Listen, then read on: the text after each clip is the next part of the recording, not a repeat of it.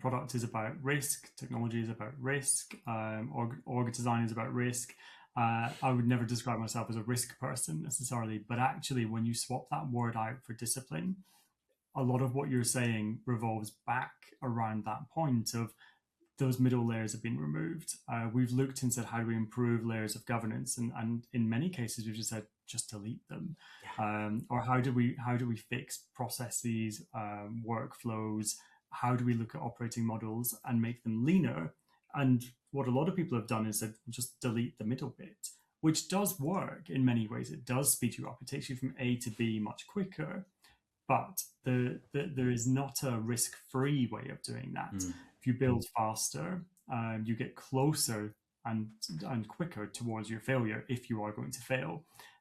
So yes, we can be more efficient, but you have to be able to build in that resilience and the model for recovering from it going wrong more quickly as well. Yeah. And I think when you take those constraints out, there's got to be something left, which is still providing the parameters, the guardrails. What does good look like? Who is the arbiter, etc.?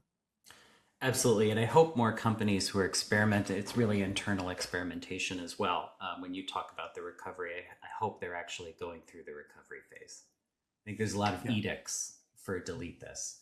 But if you're finding pain after deleting something, that means you probably should have something in place there. Yes, and it's obviously something we've talked about for decades. If you don't feel the pain from cutting, you haven't cut quite enough. I think there are a lot of instances just now of people cutting under one banner, like the AI related layoffs, where you're actually masking something else as well, whether it's built up inefficiency or legacy debt, etc. So then when you do experience the pain of cutting too far in column A, you can't really undo it because you've gone to market with the news of that as being column B as a reason. I think that will be a struggle, and big tech, large tech, is going to be able to recover from that more quickly because of the pace of change.